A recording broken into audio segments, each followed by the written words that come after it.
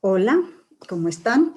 Vamos a comenzar rezando. En nombre del Padre, del Hijo y del Espíritu Santo. Amén. Ven Espíritu Santo, llena los corazones de tus fieles y enciende en ellos el fuego de tu amor. Envía tu Espíritu Creador y renovarás la faz de la tierra. Oremos, oh Dios, que has iluminado los corazones de tus hijos con la luz del Espíritu Santo.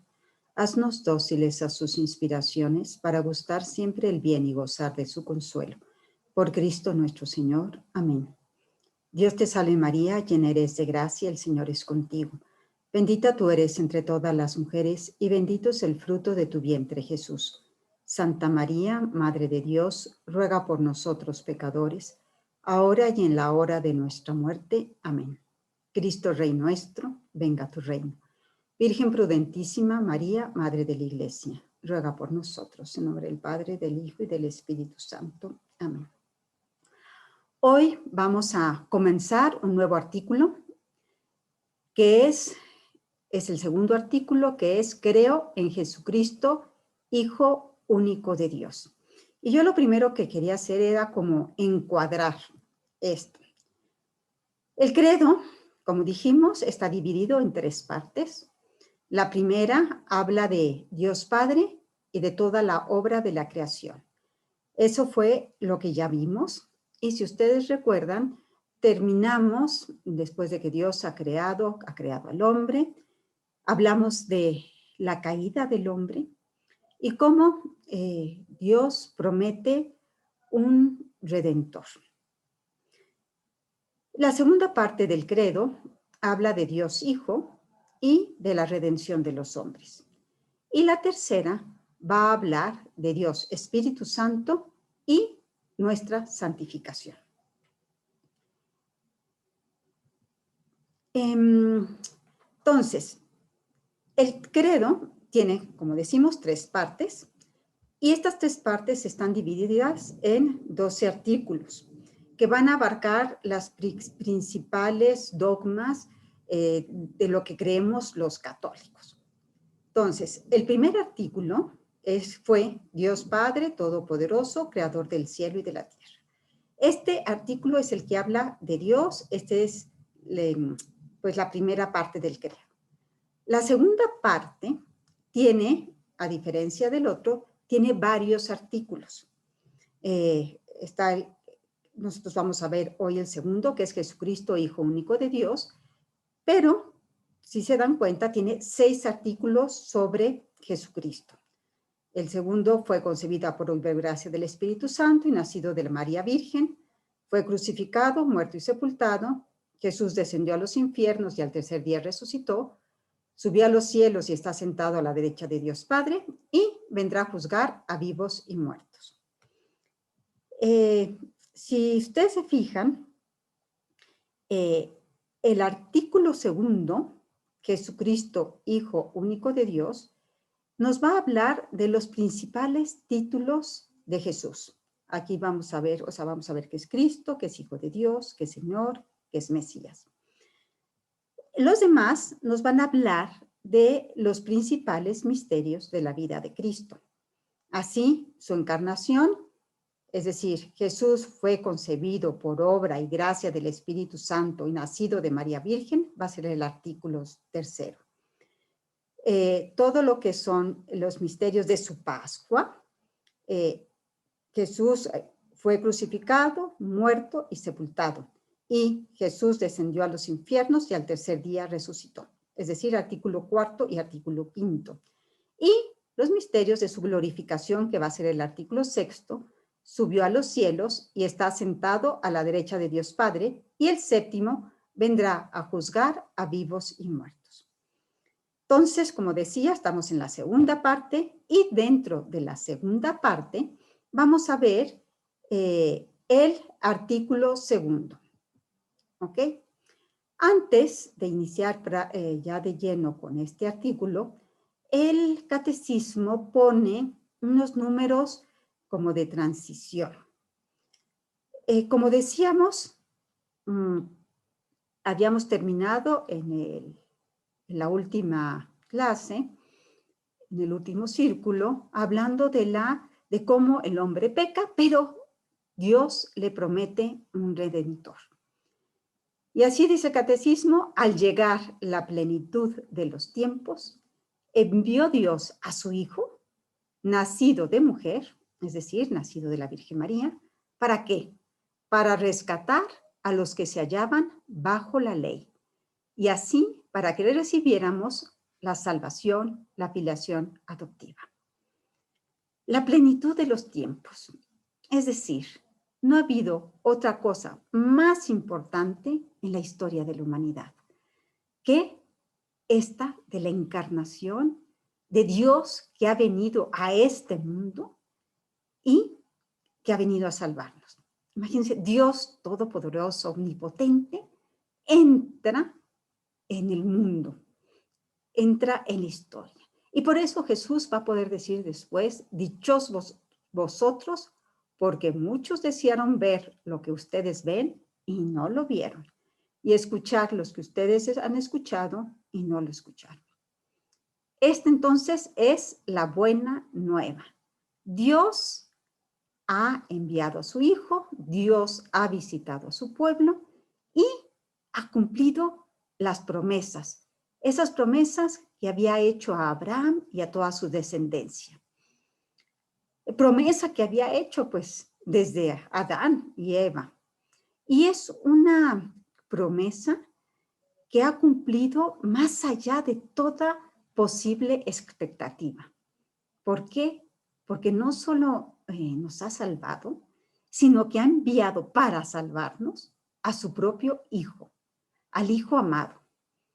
Jesucristo ha venido a buscarnos y Él nos libra de toda la esclavitud que nuestros pecados nos han ocasionado. Y liberándonos del pecado, nos salva y nos abre la puerta del cielo.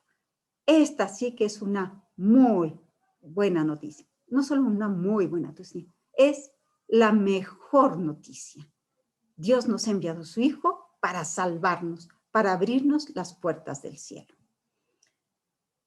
Ahora, nosotros, como dice el catecismo, creemos y confesamos que Jesús de Nazaret, que nació judío de una hija de Israel, que nació en Belén en tiempos del rey Herodes el Grande y del emperador César Augusto, que fue carpintero, que fue muerto y crucificado en Jerusalén bajo el procurador Poncio Pilato. Es decir, este Jesús que está muy bien ubicado en la historia, o sea, ponen, si ustedes se fijan, los evangelios nos dicen muchas cosas de Jesús, de este Jesús que entra en la historia. ¿Y en qué momento entra en la historia? Que era judío, era hijo era un judío de una hija de Israel, que nació en Belén, en tiempo del rey Herodes el Grande, del emperador César Augusto, que en qué momento fue muerto crucificado, es decir, bajo el procurador de Poncio Pilato. Y este hombre, Dios, que está ubicado en el tiempo, es el Hijo eterno de Dios y de su plenitud nosotros hemos recibido gracia sobre gracia. La historia de la salvación no es algo abstracto, ha acontecido en la historia y es muy impresionante ver al Dios omnipotente, eterno, es decir, que está fuera del tiempo, que decide entrar en la historia. Él es el Señor de la historia, es el autor y el origen de toda la historia. Ese que estaba al principio de los tiempos y que va a estar al final de todos los tiempos. Él mismo entra en el tiempo. Ahora, esta que decimos que es una súper buena noticia, que es la mejor noticia, ¿cómo se difunde? Pues se difunde a través de nosotros, del conocimiento amoroso de Cristo, es de donde debe brotar el deseo, el impulso, la necesidad de anunciarlo, de evangelizar, de llevar a otros ese sí de la fe en Jesucristo. Y al mismo tiempo, pues si queremos evangelizar, es muy importante conocer mejor esta fe. Entonces, hay una buena noticia que tenemos que desear, que tenemos que tener ese impulso de anunciar, de proclamar, de entregar a otros, y al mismo tiempo, este mismo impulso nos debe llevar a querer conocerlo mejor, conocer mejor esta fe. ¿Para qué? Para poderla transmitirla. Por eso es importante estos círculos, para formarse bien y que esta formación nos lleve a un conocimiento interior, a amar eso que hemos conocido y que de este conocimiento y de este amor surja el deseo de evangelizar, porque el deseo de evangelizar solo va a surgir no de un conocimiento abstracto, sino de este amor, de esta experiencia interior de Cristo. Entonces ya pasamos directamente al artículo segundo. Creo en Jesucristo, su Hijo único, nuestro Señor. Aquí, en esta parte, el credo nos va a hablar de los principales títulos de Jesucristo. Y son Jesús, Cristo, Hijo único de Dios y Señor. Y vamos a ir viendo cada uno qué significa. Jesús. Jesús quiere decir en hebreo, Dios salva. Entonces, cada vez que nosotros decimos Jesús, estamos diciendo, Dios me salva. Dios salva. En el momento de la anunciación, el ángel Gabriel, si ustedes se recuerdan, le da a María el nombre propio con que quiere que se llame su hijo. Y le dice que se va a llamar Jesús y tú le pondrás por nombre Jesús. Y Jesús va a expresar dos cosas a la vez. Por un lado, su identidad, es decir, que es Dios, una identidad que es trascendente, o sea, es Dios. Y por otro lado, su misión es salva. O sea, Dios viene a salvarme. Por eso en el Evangelio dice, en un momento dado, dicen los fariseos, ¿quién puede perdonar los pecados sino solo Dios? Y es que solo Dios, dado que la ofensa es a Dios, solo Dios puede perdonar el pecado. Él es, o sea, Dios es el que en su Hijo eterno, que se hace hombre, viene a salvar a los hombres de nuestros pecados. Se puede decir que en Jesús Dios recapitula toda la historia de salvación en favor de los hombres. Como decíamos, que como el pecado es siempre una ofensa a Dios, eso es el pecado, solo Dios puede perdonarlo. Por eso es por lo que no se puede buscar la salvación más que invocando el nombre de Jesús. Dios, que está presente en la persona del Hijo, gracias a que Jesús es Hijo de Dios, es, como dirá el credo, Dios de Dios, luz de luz, Dios verdadero de Dios verdadero, solo porque Jesús es Dios hecho hombre, es por lo que es posible que Jesús nos salve, que Jesús perdone nuestros pecados, que Jesús nos redima. Así se puede decir, no hay en el cielo otro nombre dado a los hombres por el que podamos salvarnos. Entonces, Jesús significa Dios salva. ¿Qué significa Cristo? Creo que eso, Cristo, Jesús, Señor, son lo que más solemos usar, ¿no? Cristo, ¿qué significa Cristo? Bueno, Cristo viene de la traducción griega del término hebreo, o sea, cuando se traduce al griego, el hebreo, mm, Mesías. Entonces, a ver, en hebreo, Mesías, que quiere decir ungido, se traduce al griego como Cristo. ¿Ok? Entonces, en Israel eran ungidos los reyes.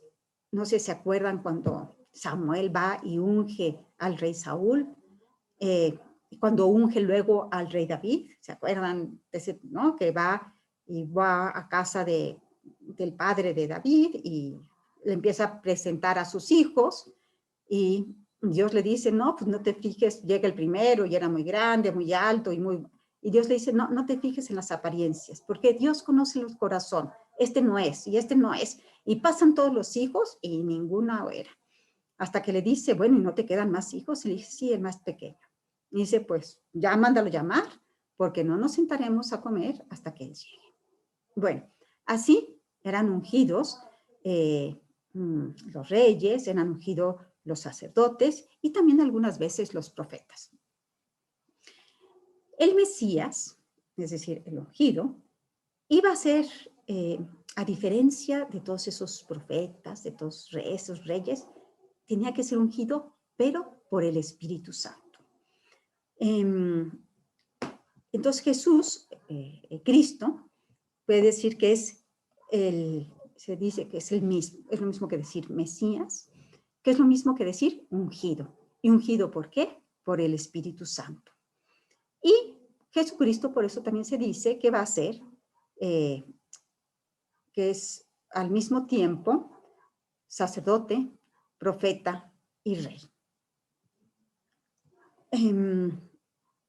San Ireneo dice, el que ha ungido es el Padre, el que ha sido ungido es el Hijo, y lo ha sido en el Espíritu, que es la unción. Y fíjense que Jesús anunció, Jesucristo recibió, permitió, aceptó este título de Mesías. ¿Por qué? Porque él tenía derecho a este título. Sin embargo, sus contemporáneos comprendían esta expresión de Mesías con una concepción demasiado humana, esencialmente política. Jesús, pues, acoge la confesión de fe de Pedro, que lo reconoce Mesías, y no solo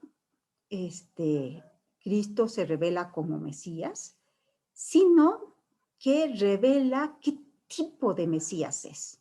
Es decir, es un Mesías, por un lado, que ha bajado del cielo, es decir, un Mesías que es Dios, que es trascendente, pero a la vez es un Mesías que es el siervo sufriente. Es el Hijo del Hombre que no ha venido a ser servido, sino a servir y a dar su vida en rescate por muchos. Es decir, un Mesías no como se lo esperaba, sino un Mesías que nos redime a base de la cruz. Si ustedes también se fijan, bueno, de este nombre de Cristo vendrá el nombre que recibimos como cristianos. Vamos a ver algunos pasajes en que se habla de Cristo.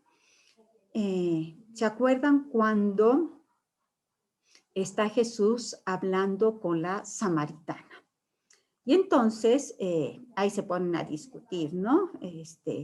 Y en un momento le dice la mujer, sé que va a venir el Mesías, el llamado Cristo. Es decir, Cristo y Mesías es exactamente lo mismo. Y dice, cuando Él venga, nos lo explicará todo. ¿Y qué le contesta Jesús? Jesús le dice, soy yo el que está hablando contigo. Entonces, Jesús, Cristo, se da a sí mismo el nombre de Mesías. Bueno, Cristo es lo mismo que Mesías, pero bueno, Jesús se da a sí mismo el nombre de Jesús, de Mesías. Yo soy el que está hablando contigo. En otro pasaje, cuando Jesús dice, a ver, lo vamos a situar. ¿Se acuerdan que ha muerto Lázaro? Y Jesús se presenta con María, Marta y María, la hermana de Lázaro. Y en un momento, bueno, dado, Marta le dice, Señor, si hubiera estado aquí, no había muerto mi hermano. Y Jesús le dice, yo soy la resurrección y la vida. ¿Crees esto? Y él le dice, sí, Señor, yo sé que tú eres el Cristo, el Hijo de Dios, el que tenía que venir al mundo. ¿Se dan cuenta? O sea, el Cristo. Ahora vemos cómo Jesús permite, y no solo permite, sino él mismo se declara como el Cristo, sino que también quiere librar este nombre del Mesías de toda su connotación política, ¿no? Esa connotación de que iba a liberar al pueblo judío de la esclavitud de los romanos. Cuando Jesús ha hecho la multiplicación de los panes, dice el Evangelio, dándose cuenta Jesús de que intentaban tomarlo por la fuerza para hacerlo rey, huyó de nuevo al monte él solo. Es decir, él se da cuenta que quieren hacerlo rey, que no han entendido, que quieren como que sea su caudillo para que los defienda. ¿Y qué hace Jesús? Huye al monte solo. Y cuando está, para que veamos cómo tenían esa mentalidad, cuando van los dos de Emaús después de la resurrección, ¿se acuerdan que se van por el camino, van platicando de todo lo que ha pasado en Jerusalén? Y de repente se les une un peregrino que va con ellos y les dice, bueno, ¿de qué van hablando? Y les dicen, bueno, ¿cómo que no sabes lo que ha ocurrido en Jerusalén? Y entonces él dice, bueno, ¿qué ha ocurrido? Y le cuentan todo, ¿no? Que Jesús, que fue crucificado, que ellos esperaban, y les dice, nosotros esperábamos que sería el que iba a liberar a Israel, pero con todas estas cosas llevamos 3 días desde que esto pasó. Aquí se puede ver claramente cómo era la concepción de los discípulos, una concepción tan política, una concepción, como les decía, de liberador, de liberador de los romanos. Entonces, Jesús, perdone.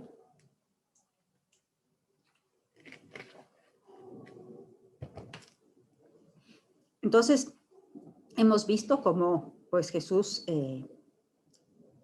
cómo busca liberar de esa concepción política, pero también vemos cómo acoge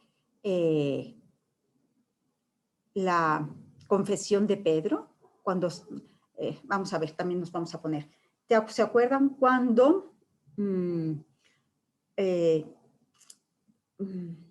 está Cristo con los discípulos y les empieza a preguntar, ¿quién dice la gente que es el Hijo del Hombre? Entonces unos dicen, pues unos dicen que eres un profeta, otros dicen que eres Juan Bautista que ha resucitado de entre los muertos. Y Jesús se voltea y les dice, bueno, ¿y ustedes quién dicen que soy yo? Entonces todos se quedan callados y Pedro toma la palabra y les dice, tú eres el Mesías, el Hijo de Dios vivo.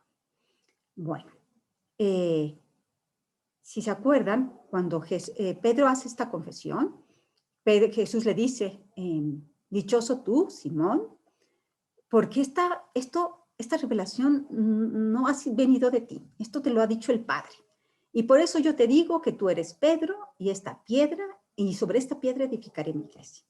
Y después de eso, inmediatamente después de eso, Jesús empieza a hablar de su pasión, que va a tener que el Hijo del Hombre, es necesario que el Hijo del Hombre padezca mucho en manos de los hombres y que sea crucificado y muerto. Y entonces Pedro se voltea y le dice, no, Señor, esto no es posible que te pase a ti. Y es cuando Jesús le responde de esa manera tan fuerte, apártate de mí, Satanás. ¿Qué hace con esta?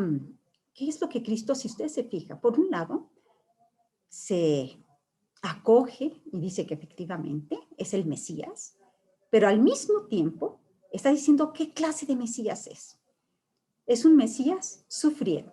Es un Mesías que va a dar, que ha bajado para dar su vida por los hombres.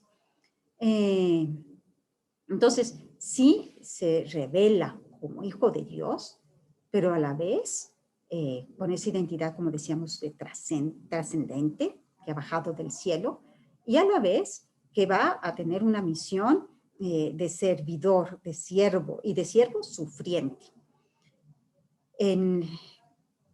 Y nos quiere dar a entender claramente que en Juan 3:13 dice, nadie ha subido al cielo, sino que el que bajó del cielo, el Hijo del Hombre. Y como Moisés levantó la serpiente en el desierto, así tiene que ser levantado el Hijo del Hombre para que todo el que crea en él tenga vida eterna. Entonces, se ve claramente cómo, por un lado, es Dios que ha bajado del cielo y a la vez, cómo va a tener que sufrir. ¿Sí? Nadie ha subido al cielo, sino que el que ha bajado del cielo. Y luego dice, como Moisés levantó la serpiente en el desierto, así tiene que ser levantado el Hijo del Hombre. Y es que se ve en ese símbolo de Moisés que levanta una serpiente en el desierto a Cristo crucificado. Y así como todos los que eran mordidos por una serpiente, al ver esta serpiente que Moisés había levantado, al verla quedaban curados, pues así también el Hijo de Dios nos iba a salvar por medio de la cruz. Entonces, ¿se dan cuenta? Es Cristo, significa el Mesías, y Cristo acepta Jesús acepta este nombre, y no solo lo acepta, no solo él se llama, sí, yo soy el Mesías, sino que también purifica continuamente esta misión de este Mesías de tipo político. El tercer nombre del que habla el catecismo es Hijo único de Dios. Ya vimos Jesús, ya vimos Cristo, ahora vemos Hijo único de Dios. Jesús es el Hijo único de Dios en sentido único y perfecto. Y esto lo vemos que el Padre en 2 ocasiones claramente lo hace saber a los hombres. Y lo hace saber en el bautismo y en la transfiguración. ¿Se acuerdan que en el bautismo de repente se abren los cielos? Se escucha una voz que dice, este es mi Hijo el amado, escuchadle. Y se ve que una paloma desciende del cielo. Y pasa lo mismo en la transfiguración. Están los 3, Santiago, Andrés y Pedro. Santiago, Juan y Pedro están arriba en el monte y de repente Jesús se transfigura ante ellos. Dice que sus vestiduras se vuelven blancas como la nieve. Pedro dice, ay, pero qué bien se está aquí, vamos a hacer 3 tiendas. Y después de que dice esto, se vuelve a abrir el cielo y vuelve a decir el Padre, este es mi Hijo, el amado. Es decir, Dios habla de Jesús como su Hijo único, su Hijo. Este es mi Hijo, el amado. Pero también Jesús se presenta como Hijo del Padre, que conoce al Padre. O sea, Jesús afirma su relación única y eterna con su Padre. Él es el Hijo único de Dios. Y el catecismo pone unas citas que yo quiero ver, ¿no?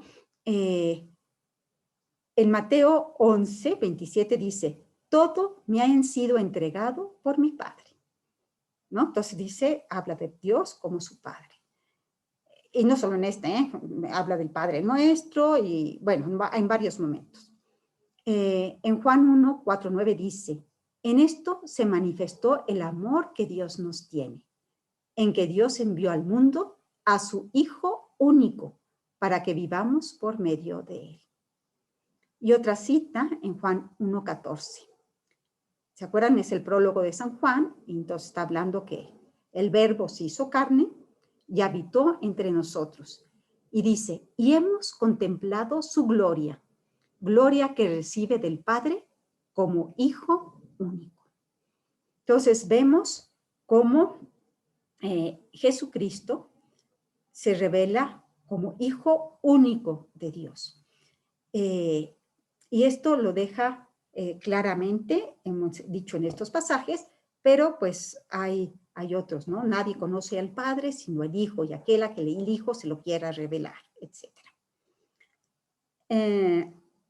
Y por último, entonces ya hablamos de Jesús, hablamos de Cristo y hablamos de Hijo único de Dios.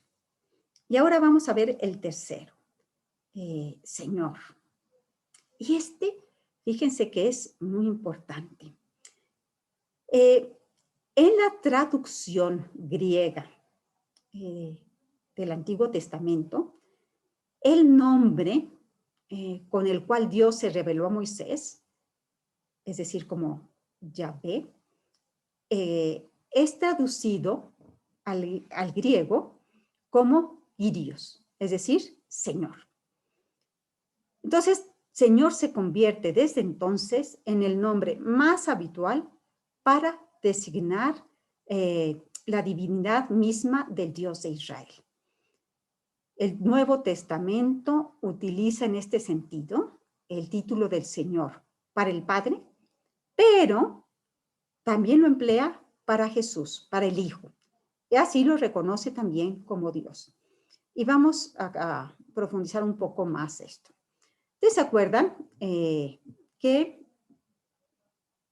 en el Antiguo Testamento, cuando está en Éxodo, está Moisés, que ve que hay una zarza? Bueno,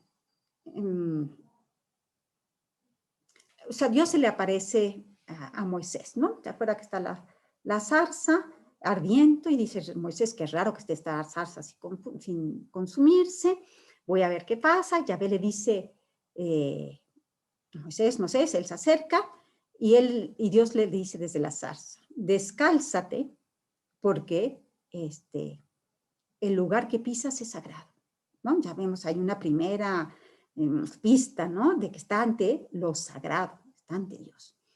Pero luego Dios le dice que quiere que vaya a rescatar a su pueblo. Y Moisés le pregunta, bueno, ok, si me preguntan cuál es tu nombre, ¿qué voy a decir? ¿No? ¿Cuál es tu nombre? O sea, ¿de parte de quién voy a decir quién me envía? Y entonces Dios le dice a Moisés, yo soy el que soy. Y le dice, así dirás a los israelitas, yo soy, me ha enviado a vosotros. Fíjense que este es un pasaje fundamental de la Sagrada Escritura, porque es el momento en que Dios, el creador del cielo y de la tierra, revela su nombre. Yo soy el que soy. Esto quiere decir, yo soy el Dios que es, que tiene el ser en esencia. Y soy el que da el ser a todo lo demás, el que da el nombre a todo. Entonces, este término escondía la divinidad. Y por eso era un término, Yahvé, que debía de ser utilizado con el máximo de los respetos. Tanto es así que los israelitas, cuando escribían el nombre de Yahvé, solo escribían las consonantes, escribían Y-H-B-H, no ponían los vocales, porque sentían que sí, como que si se hacían muy, como que perdían el respeto, como que sí, como que no le daban a Dios el honor que se le debía. Y entonces, por eso ponían, no decían el nombre de Yahvé. ¿Qué pasa? Cuando cuando se traduce del hebreo al griego, el Antiguo Testamento no pone la palabra, ya la palabra con la que traduce Yahvé va a ser Kyrios, que significa Señor. Y entonces, esta traducción o sea, cuando se dice Kyrios, es decir, Señor, se está diciendo lo mismito que en hebreo, cuando se dice de Yahvé. Es decir, cuando se habla de Señor, se quiere decir exactamente lo mismo que Yahvé. ¿Ok? Y fíjense que este nombre, Jesús mismo se lo atribuye. Y se lo atribuye cuando está hablando con los fariseos sobre un salmo, el Salmo 109. En Mateo 22 lo dice. Dice, ¿qué pensáis? Está hablando con los fariseos y dice, bueno, ¿y ustedes qué pensáis acerca de Cristo? ¿De quién es hijo? Y le dicen, pues de David. Y entonces Jesús les responde, pues como David, movido por el Espíritu Santo, le llama Señor. Si pues David le llama Señor, ¿cómo puede ser hijo suyo? Y ahí Cristo se está atribuyendo como Señor.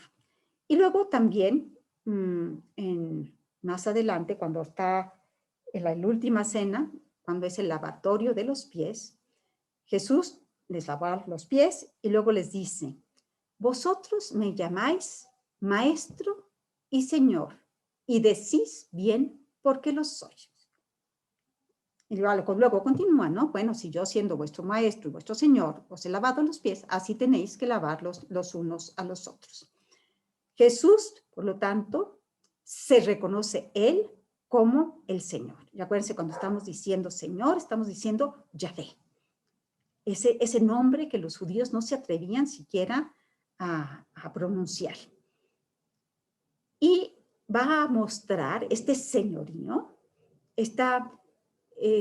su divinidad con el señorío sobre su dominio sobre la naturaleza, sobre las enfermedades, sobre los demonios, sobre la muerte, sobre el pecado, y sobre la muerte, sí, resucitando a Lázaro, resucitando al hijo de la viuda de Naín, pero también al resucitar él mismo.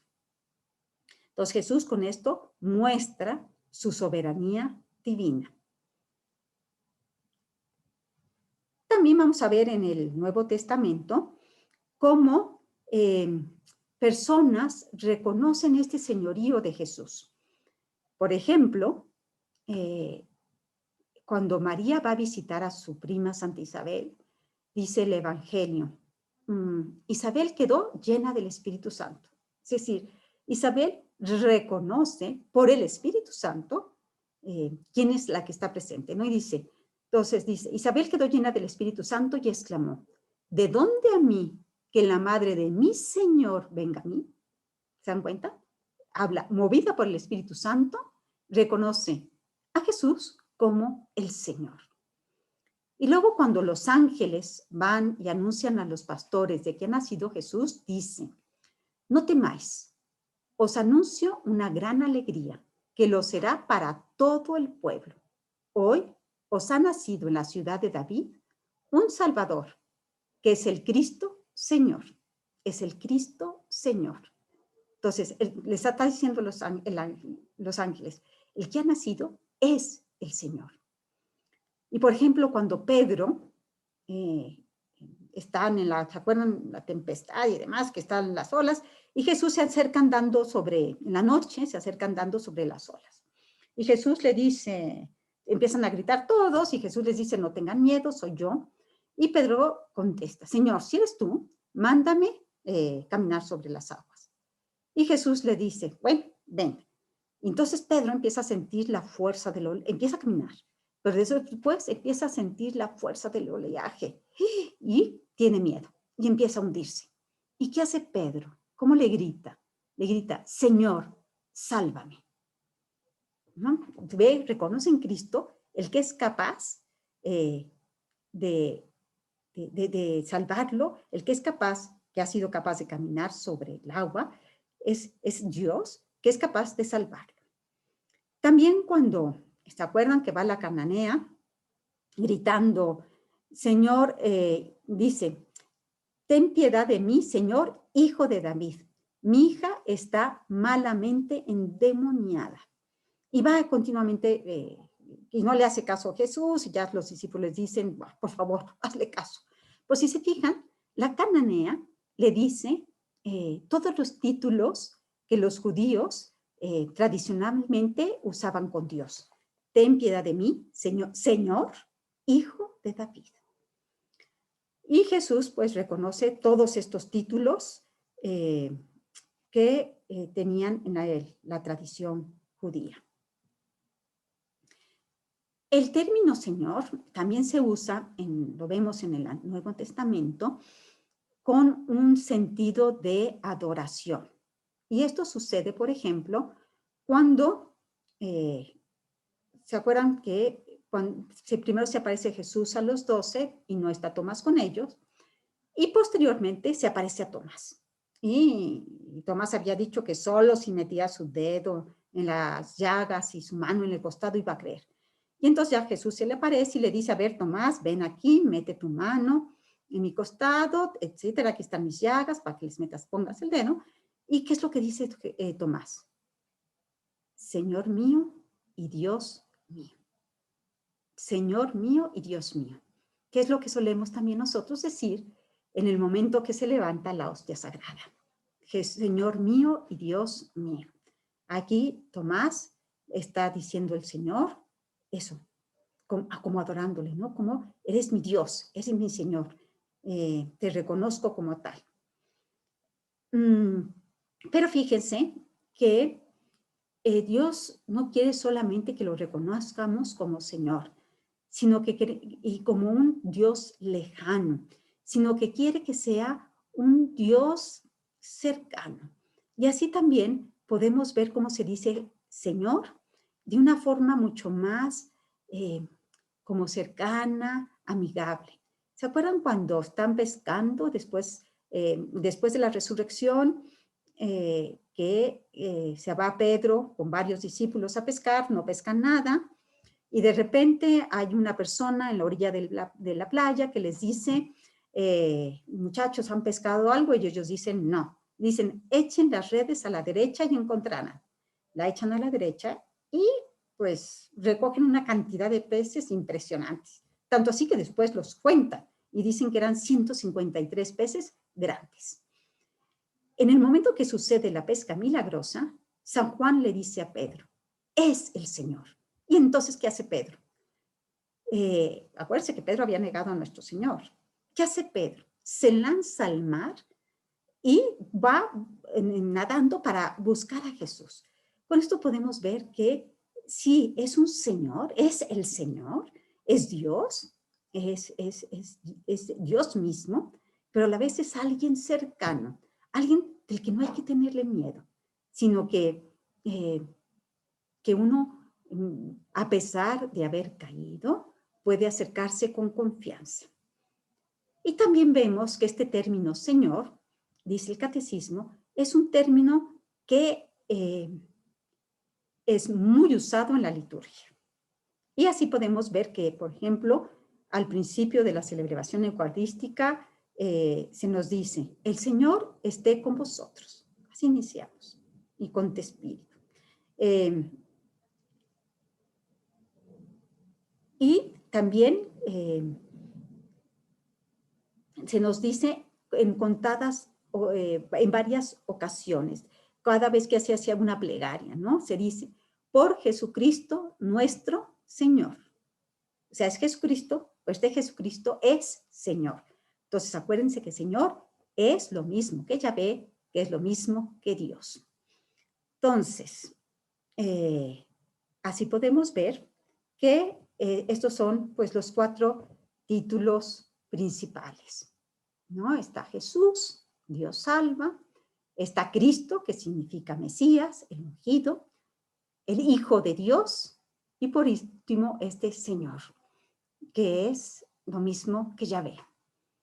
Y creo que nosotros solemos eso, ¿no? Cuando rezamos, pues no sé ustedes, yo rezo, le digo Jesús, o le digo Señor. Son como que los nombres con que nos dirigimos a Él. Ojalá que, pues, habiendo entendido un poco más estos términos, pues también cuando los digamos con más conciencia. Bueno, con esto terminamos. En nombre del Padre, del Hijo y del Espíritu Santo. Amén. Te damos gracias, Señor, por todos tus beneficios, a ti que vives y reinas por los siglos de los siglos. Amén. Cristo Rey nuestro, venga a tu reino. Virgen prudentísima, María, Madre de la Iglesia, ruega por nosotros.